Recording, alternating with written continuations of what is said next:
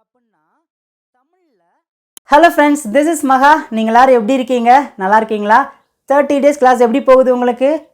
இன்றைக்கி நம்ம டே 4 வந்து நிற்கிறோம். உங்களுடைய கமெண்ட்ஸ்லாம் பார்க்கும்போது ரொம்ப சந்தோஷப்படுறேங்க. Thank you so much. நீங்கள் அப்படியே கொஞ்சம் கொஞ்சமாக நல்லா லேர்ன் பண்ணுங்கள், நல்லா ப்ராக்டிஸ் பண்ணுங்கள்.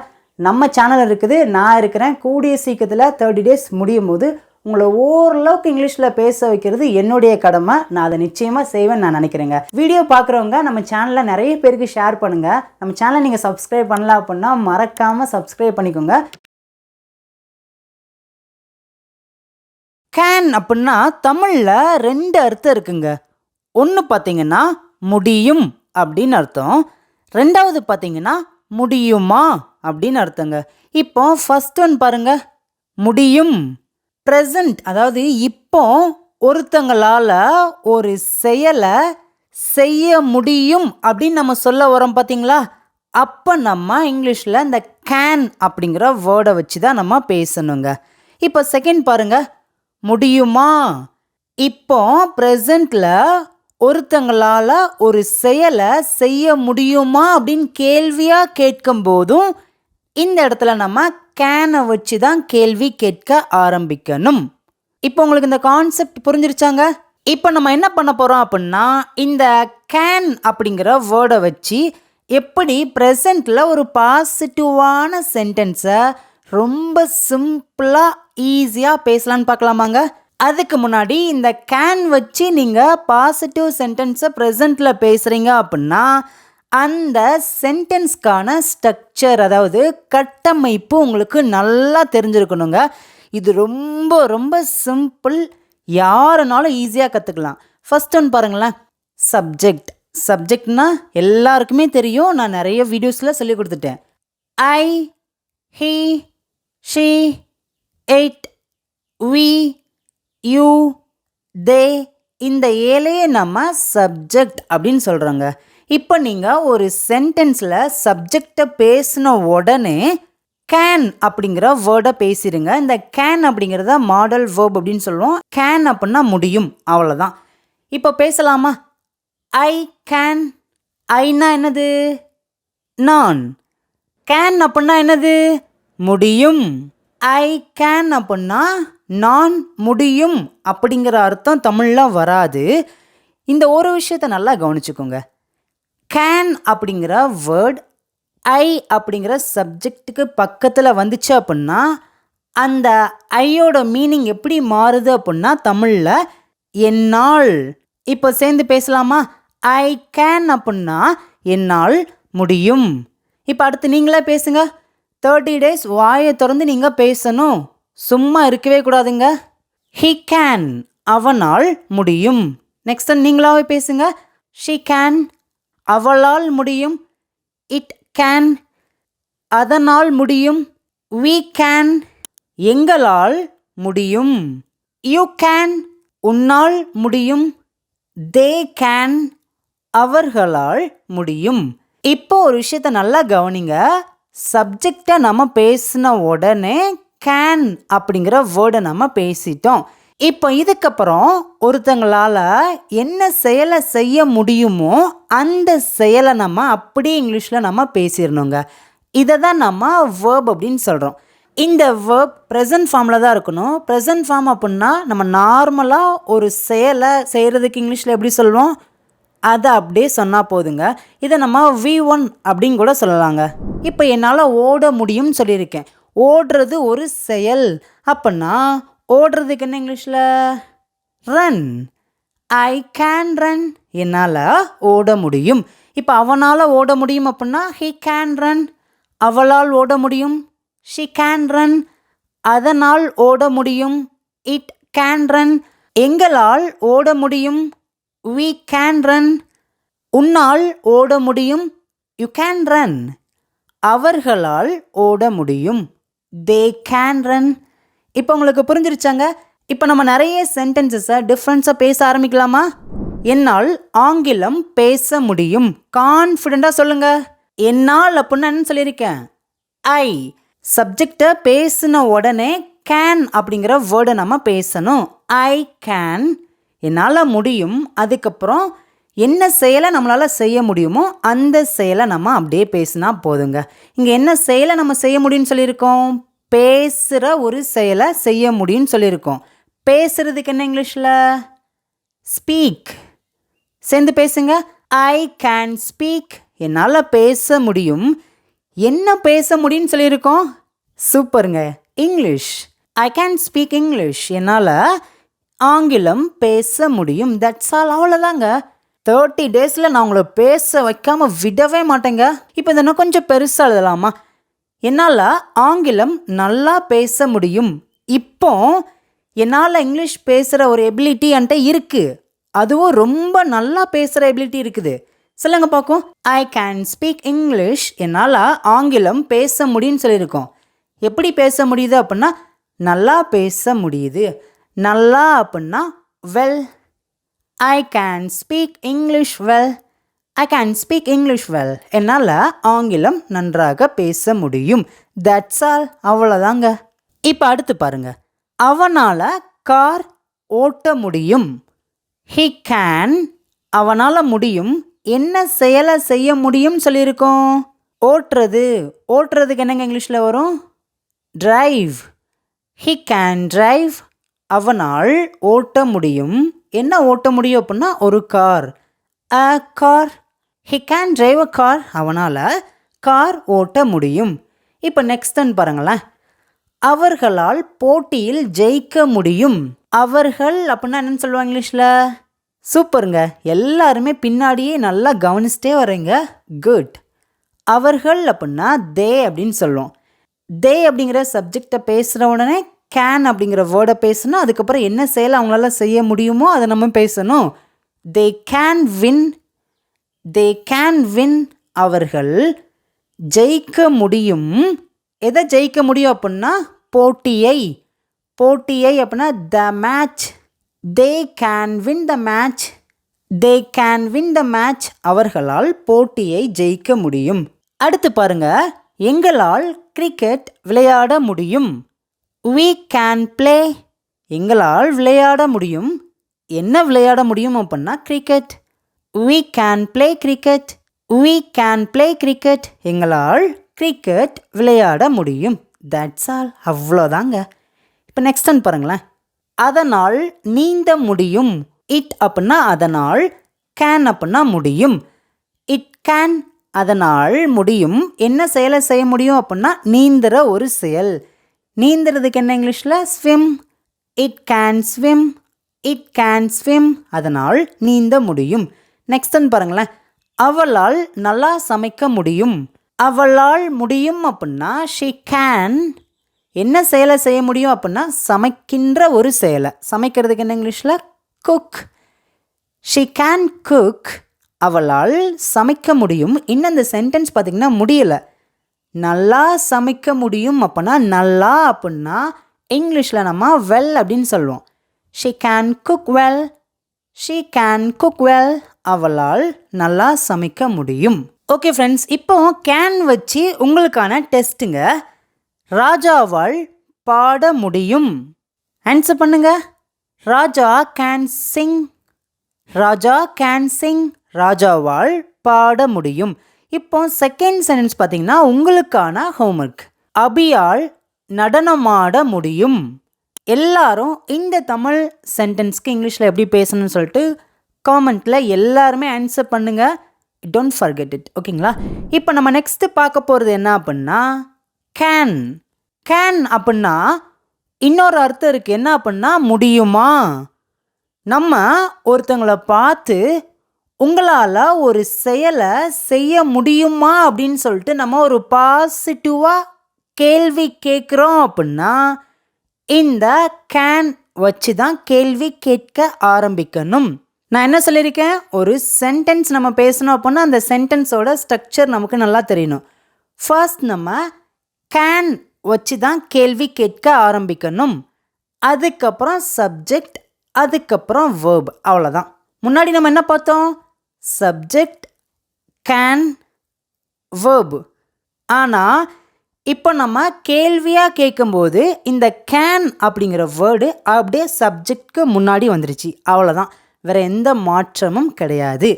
இப்போ நான் தமிழில் 7 சப்ஜெக்டை எழுதிடுறேன். என்னால் முடியுமா?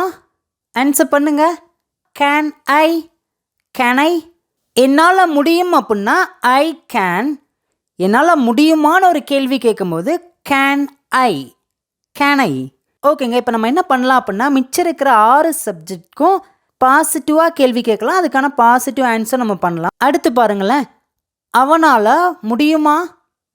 இது எப்படி கேட்கலாம்? Can he, can he. அவனால் முடியுமா? இப்போ அவனால் முடியும் அப்படின்னா எப்படி சொல்லலாம்? He can, he can. இப்போ இங்கே நல்லா கவனிங்க, நல்லா உங்களுக்கு புரிஞ்சிருச்சுன்னு நினைக்கிறேன். கேள்வியாக நம்ம கேட்க வர்றோம் அப்படின்னா கேன் அப்படிங்கிற வேர்டை அப்படியே முன்னாடி தூக்கி போட்டால் போதுங்க. வேறு எந்த மாற்றமும் பண்ண வேணாம். இப்போ மிச்சம் இருக்கிற 5 சப்ஜெக்ட்க்கும் நம்ம இதே மாதிரி பார்க்கலாமா? அவளால் முடியுமா? Can she, can she. இப்போ அவளால் முடியும் அப்படின்னா she can, she can. Next one, அதனால் முடியுமா? Can it, can it. அதனால் முடியும் அப்படின்னா இட் கேன், இட் கேன்.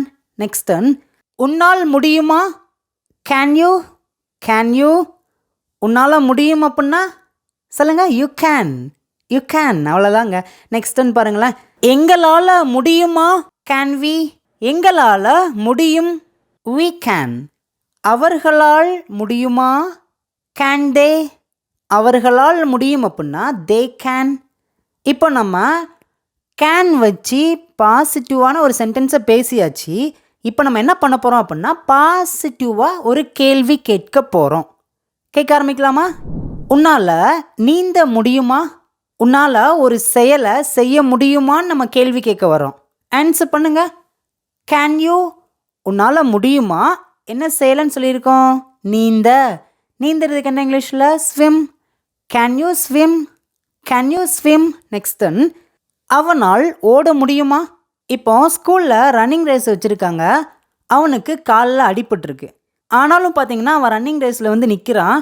இப்போ டீச்சர் கேட்குறாங்க, அவனால் ஓட முடியுமா? காலில் அடிபட்டிருக்கே, அவனால் ஓட முடியுமா? ஒரு செயலை அவனால் செய்ய முடியுமான்னு அந்த டீச்சர் கேட்க வர்றாங்க.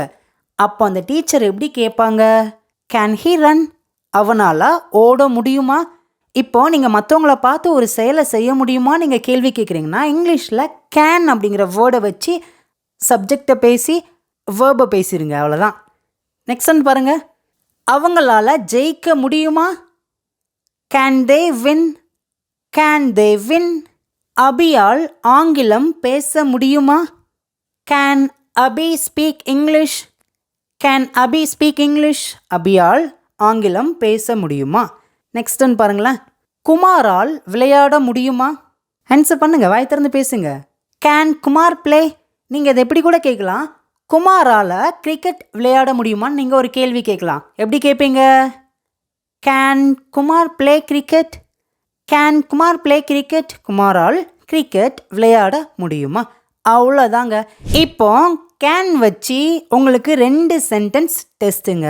உன்னால் காத்திருக்க முடியும். இது ஒரு பாசிட்டிவ் சென்டென்ஸ். உன்னால் காத்திருக்க முடியுமா? ஒரு பாசிட்டிவாக கேள்வி கேட்குறோம். பேசலாமா? உன்னால் காத்திருக்க முடியும். You can wait.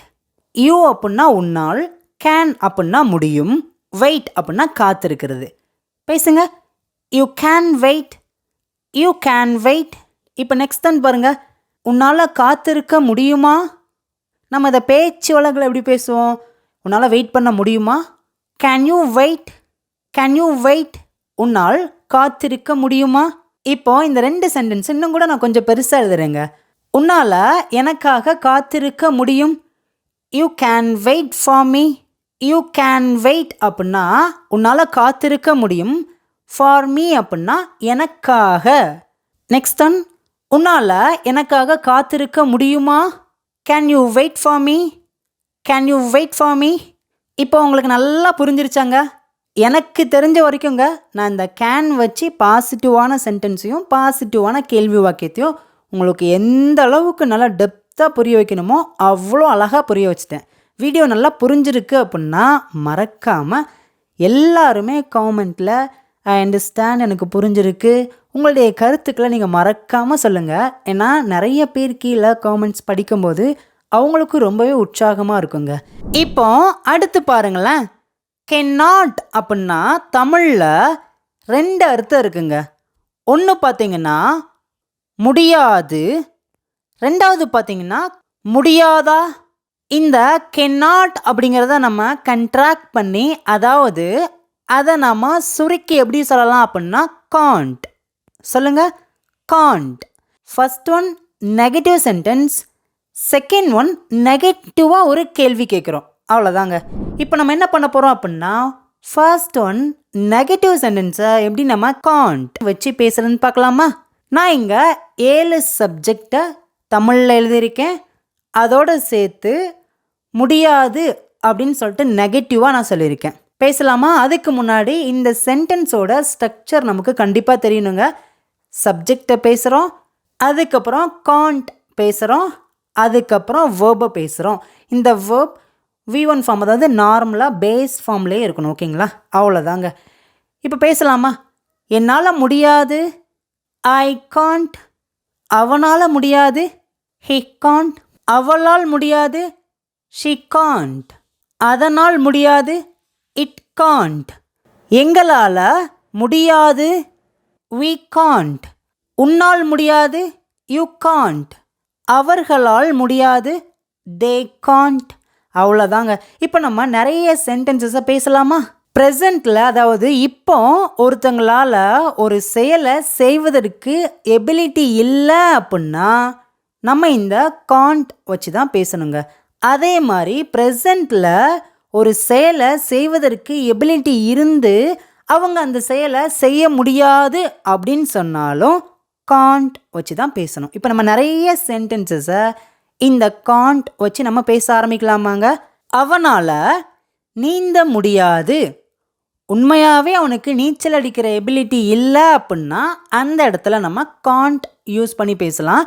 இல்லை அவனுக்கு எபிலிட்டி இருக்குது ஆனால் அவன் அதை செய்ய மாட்டிக்கான், செய்ய முடியாதுன்னு சொன்னான் அப்படின்னாலும் can't யூஸ் பண்ணி பேசலாங்க. பேசலாமா? he can't, அவனால் முடியாது. என்ன செயலை செய்ய முடியாதுன்னா நீச்சல் அடிக்கிற ஒரு செயல். இது எப்படி சொல்லலாம் இங்கிலீஷில்? சிம்பிள் தாங்க, swim. he can't swim. he can't swim. he தான் சப்ஜெக்ட், can't, swim தான் verb. இப்போ மேலே ஸ்ட்ரக்சர் பாருங்கள், சப்ஜெக்ட், can't, verb. இப்போ கீழே சென்டென்ஸ் பாருங்கள், கரெக்டாக இருக்குதாங்க. இப்போ அடுத்து பார்க்கலாமா? அவளால் சமைக்க முடியாது, she can't cook. she can't cook. Next one, அவர்களால் வர முடியாது, they can't come. they can't come. Next one, என்னால் பாட முடியாது. இப்போ எனக்கு பாடுற எபிலிட்டி இருக்குது ஆனால் நான் சொல்கிறேன் என்னால் பாட முடியாது. சொல்லுங்க பார்க்கும். I can't Singh. I can't Singh. இப்போ ராஜா அப்படிங்கிற ஒரு பையன் இருக்கான், அவனுக்கு பாடுற எபிலிட்டி இருக்குதானா இல்லை. அப்போது நம்ம சொல்கிறோம் ராஜாவால் பாட முடியாதுன்னு சொல்லியிருக்கோம். சொல்லுங்க பார்க்கும். ராஜா கான்ட் சிங். ராஜாவால் பாட முடியாது. இப்போ உங்களுக்கான டெஸ்ட்டுங்க. மகாவால் காத்திருக்க முடியாது. மகா தான் இதில் subject. Maha can't wait. Maha can't wait. மகாவால் காத்திருக்க முடியாது. இப்போ அடுத்து பாருங்களேன். உங்களால் செய்ய முடியாது. You can't do. You can't do. அவ்வளோதாங்க. இப்போ நம்ம என்ன பண்ண போகிறோம் அப்படின்னா இந்த காண்ட் வச்சு எப்படி ஒரு நெகட்டிவான கேள்வி கேட்குதுன்னு பார்க்கலாங்க. அதுக்கான ஸ்ட்ரக்சர் இதுதான். காண்ட்டை வச்சு தான் நம்ம கேள்வி கேட்கணும். அதுக்கப்புறம் சப்ஜெக்ட், அதுக்கப்புறம் வேர்ப். அவ்வளோதாங்க. உன்னால் ஓட முடியாதா? Can't you run. Can't you run. இப்போ நெக்ஸ்ட் ஒன் பாருங்கள். அவனால் போக முடியாதா? Can't he go. Can't he go. அவனால் போக முடியாதா? ஓகே ஃப்ரெண்ட்ஸ், ஃபைனலாக இப்போ உங்களுக்கான டெஸ்ட் நீங்கள் தான் என் கூட சேர்ந்து ஆன்சர் பண்ண போகிறீங்க. ஃபர்ஸ்ட் ஒன் பாருங்கள். உன்னால் ஒரு கடிதம் எழுத முடியுமா? இந்த சென்டென்ஸ் பார்த்தீங்கன்னா பாசிட்டிவாக ஒரு கேள்வி கேட்குற சென்டென்ஸ். பேசலாமா? இந்த 30 டேஸும் பார்த்தீங்கன்னா ரொம்ப சிம்பிளாக தான், ஈஸியான சென்டென்ஸ் வச்சு தான் நான் உங்களுக்கு சொல்லிக் கொடுக்க போகிறேன். ட்ரை பண்ணுங்கள் எப்படி பேசலாம். ஆன்சர் தெரியுதுன்னா காமெண்ட்ஸில் வரிசையாக ஆன்சர் பண்ணிட்டே வாங்க. உன்னால் ஒரு கடிதம் எழுத முடியுமா? முடியுமா அப்படின்னு நம்ம கேட்டிருக்கோம். ஒரு பாசிட்டிவாக ஒரு கேள்வி கேட்குறோம் அப்படின்னா கேனை வச்சு தான் நம்ம கேள்வி கேட்கணும். பேசுங்க, வாய் திறந்து பேசுங்க. Can you write a letter? Can you write a letter? உன்னால் ஒரு கடிதம் எழுத முடியுமா? நீங்கள் கேள்வியாக கேட்குறீங்கன்னா கேன் அப்படிங்கிற மாடல் வேர்பை வச்சு அதுக்கப்புறம் பார்த்தீங்கன்னா அப்படியே ஒரு சென்டென்ஸை மேக் பண்ணிடுங்க. இப்போ அடுத்து பாருங்கள், என்னால் ஒரு கடிதம் எழுத முடியும். பாசிட்டிவாக சொல்லியிருக்கோம். என்னால் ஒரு கடிதம் எழுத முடியும். சொல்லுங்கள், பேசுங்க. இது உங்களுக்கான டெஸ்ட்டுங்க, நீங்கள் தான் பேசணும். ஐ கேன், என்னால் முடியும். என்ன செயலை செய்ய முடியும் சொல்லியிருக்கோம்? ஒரு கடிதம் எழுதுகிற ஒரு செயலை செய்ய முடியும் சொல்லியிருக்கோம்.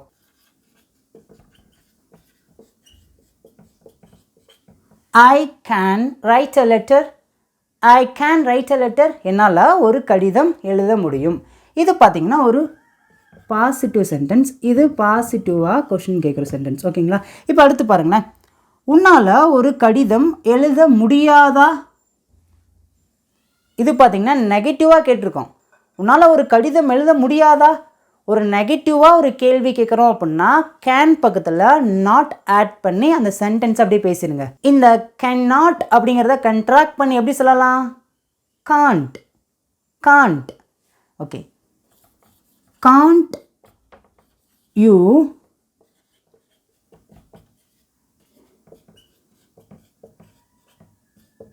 Gantt you write a letter?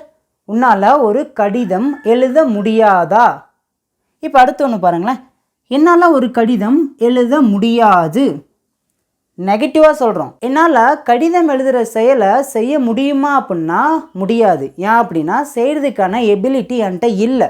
இப்போ என்கிட்ட எபிலிட்டி இருந்தும் நான் செய்யலை அப்படின்னாலும் இந்த சென்டென்ஸை நம்ம காண்ட் வச்சு தான் நம்ம பேசணும். பேசுங்க பார்க்கும்.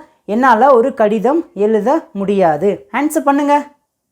இந்த மாதிரி சின்ன சின்ன சென்டென்சஸை நம்ம பேசுனா மட்டும்தாங்க ஃப்ளூவெண்ட்டாக பார்த்திங்கன்னா ஒரு சென்டென்சஸை ப்ராப்பராக பேச முடியும். பேசுங்க. என்னால் ஒரு கடிதம் எழுத முடியாது. ஐ காண்ட், என்னால் முடியாது. என்ன செயலை செய்ய முடியாதுன்னு சொல்லியிருக்கோம்? ஒரு கடிதம் எழுத முடியாது.